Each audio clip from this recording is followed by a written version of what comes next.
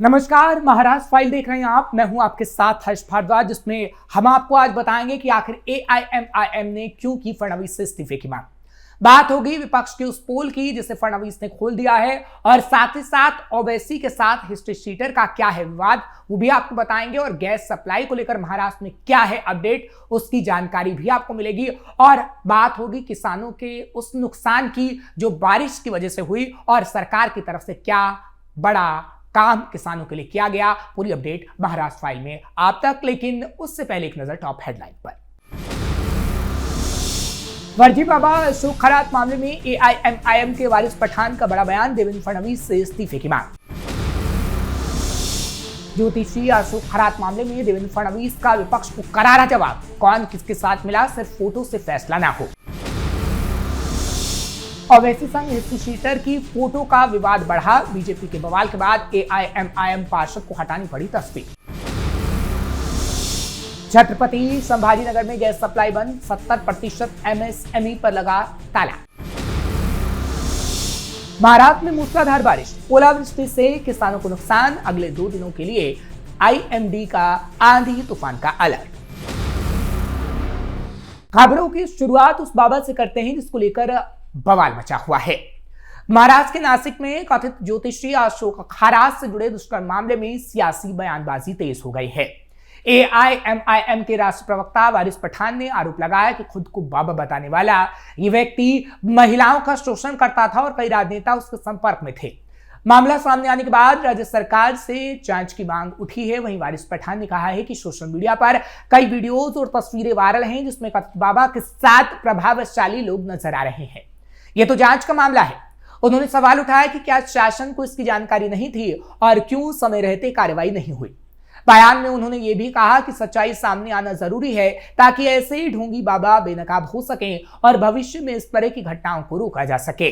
मामला अब सिर्फ आपराधिक आरोपों तक सीमित नहीं है, बल्कि वित्तीय पहलुओं की भी जांच होने वाली है। सूत्रों के मुताबिक आयकर विभाग जल्द ही इस केस में एंट्री कर सकता है और खरात की आय के स्रोतों की गहराई से पड़ताल करेगा। बैंक ट्रांजैक्शन, निवेश और पैसों के लेन देन के रिकॉर्ड को खंगाला जाएगा। दरअसल इसके जरिए पता लगाया जा सकेगा कि बाबा के पास आखिर कितनी अवैध संपत्ति है और किन किन कार्यों में इसे इस्तेमाल किया गया। जांच एजेंसियां केवल अशोक खरात तक सीमित नहीं हैं, बल्कि उन लोगों को भी दायरे मिलेंगी जिन्होंने कथित तौर पर उन्हें फंडिंग दी या किसी प्रकार की साझेदारी की। डोनर रिकॉर्ड्स और वित्तीय खुलासे की भी जांच की जाएगी।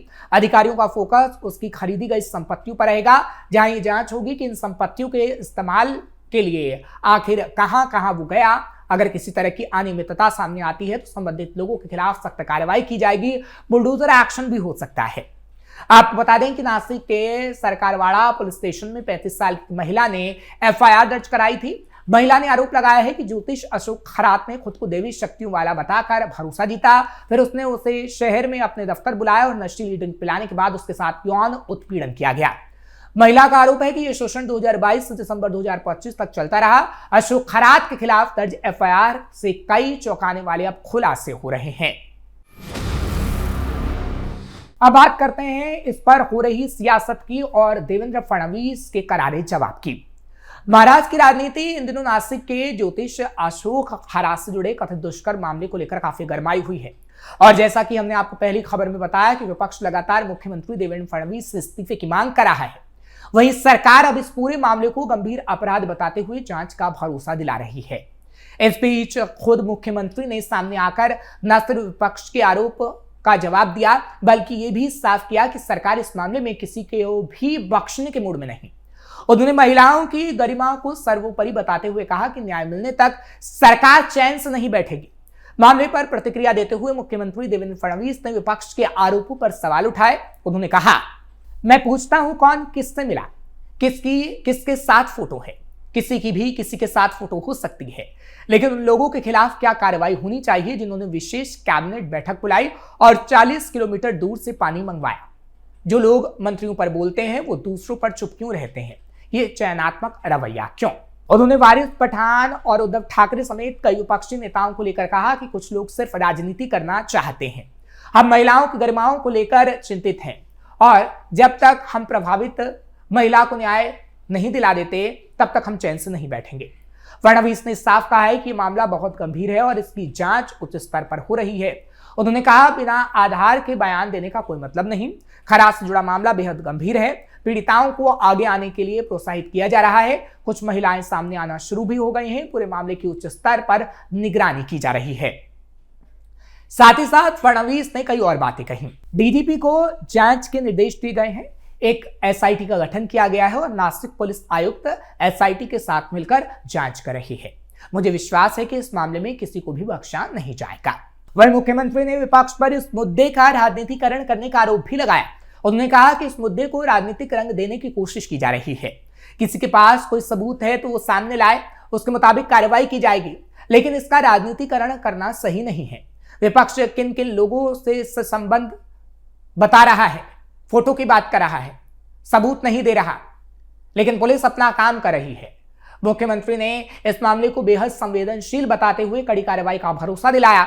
उन्होंने कहा कि प्रभाव का दुरुपयोग कर महिलाओं का शोषण करना सबसे घिनौने अपराधों में से एक है। किसी भी हालात में आरोपी को सजा मिलेगी। सरकार और पुलिस हर जरूरी कार्रवाई के लिए तैयार है। अब बात ओवैसी से जुड़े फोटो के विवाद की, जिस पर हंगामा मचा हुआ है। दरअसल महाराष्ट्र में हाल ही में हुए बीएमसी चुनाव में वार्ड समिति अध्यक्ष का पद जीतने वाली एआईएमआईएम पार्षद खैरुनिसा अख्तर हुसैन के कार्यालय में लगी तस्वीर ने विवाद को उत्पन्न कर दिया, यानी विवाद खड़ा हो गया। बता दें कि पार्षद ने दीवार पर पार्टी अध्यक्ष असदुद्दीन ओवैसी की तस्वीर के साथ अपने पति अकबर हुसैन उर्फ बाटला की तस्वीर लगा रखी थी। अकबर हुसैन के आपराधिक इतिहास को लेकर सरकारी दफ्तर में लगाई गई तस्वीर पर विवाद छिड़ गया है। बीजेपी ने सरकारी दफ्तर में अकबर हुसैन की तस्वीर लगाए जाने पर नाराजगी जाहिर की थी और बढ़ते विवाद के बाद यह तस्वीर अब दफ्तर से हटा दी गई है। 16 जनवरी को बीएमसी के चुनाव के नतीजे सामने आए, जिसमें एआईएमआईएम पार्टी के 8 पार्षद चुने गए थे। इसमें मुंबई के एम ईस्ट वार्ड यानी गोवंडी और देवनागर वार्ड से खैरुनिसा हुसैन ने चुनाव जीता। खैरुनिसा हुसैन ने अपने कार्यालय की दीवार पर असदुद्दीन ओवैसी के साथ अपने पति अकबर हुसैन की तस्वीर लगा दी थी, जिसके बाद इस विवाद की शुरुआत हुई। ये मामला इसलिए विवाद का रूप ले चुका है क्योंकि बीजेपी के मुताबिक अकबर हुसैन का आपराधिक रिकॉर्ड रहा है। बीजेपी ने फोटो पर तुरंत आपत्ति जताते हुए कहा कि अकबर हुसैन को आपराधिक रिकॉर्ड के चलते तड़ीपार किया गया है। उन्होंने सवाल उठाया कि कानून द्वारा प्रतिबंधित व्यक्ति की तस्वीर सरकारी कार्यालय में कैसे लगाई जा सकती है। मामले को और बिगड़ने से बचाने के लिए एआईएमआईएम नेतृत्व के हस्तक्षेप के बाद तस्वीर हटाने के आदेश दे दिए गए हैं। पार्षद का पति अकबर हुसैन एक कुख्यात हिस्ट्री शीटर है। पुलिस रिकॉर्ड में उसे राजू बटला के नाम से भी जाना जाता है।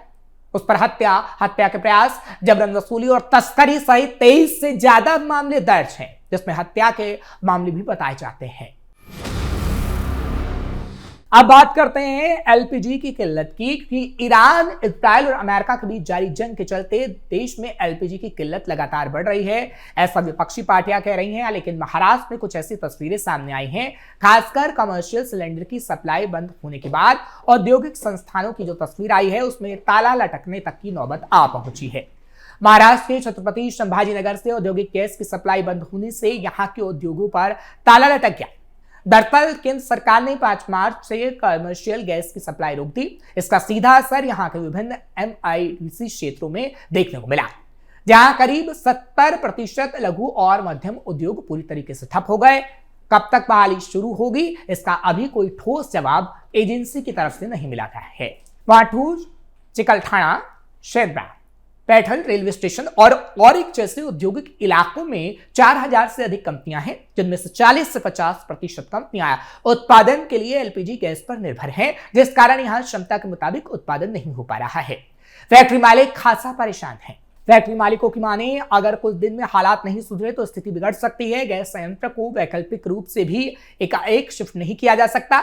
सरकार इस बारे में जल्द से जल्द कोई कदम उठाए। लाखों परिवारों की रोजी रोटी का संकट है, ऐसा कहा जा रहा है। हालांकि इस मुश्किल हालात के बावजूद कंपनियों ने अपने कुशल कामगारों को नहीं हटाया। उन्हें रोज बुलाकर मशीनों की सर्विसिंग और रखरखाव जैसे काम करवाए जा रहे हैं, ताकि उत्पादन शुरू होने पर काम को तुरंत किया जा सके।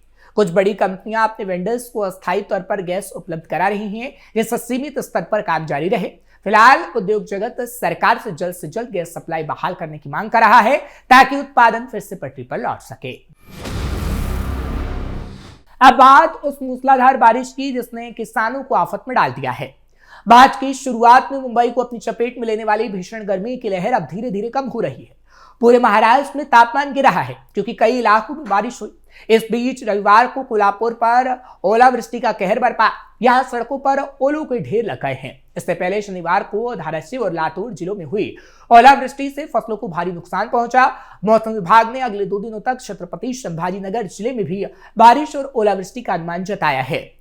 इस बेमौसम आपदा ने फलों के बागों और रबी की फसलों को नुकसान पहुंचाया है। धाराशिव जिले में विशेष रूप से लोहारा शहर और उसके आसपास के तालुका में शाम के समय आंधी, गरज और भारी ओलावृष्टि हुई। इलाके में तेज हवाओं ने खड़ी फसलों को गिरा दिया, जबकि ओलों के कारण पेड़ों से कच्चे आम गिर गए और अंगूर के गुच्छों को नुकसान पहुंचा।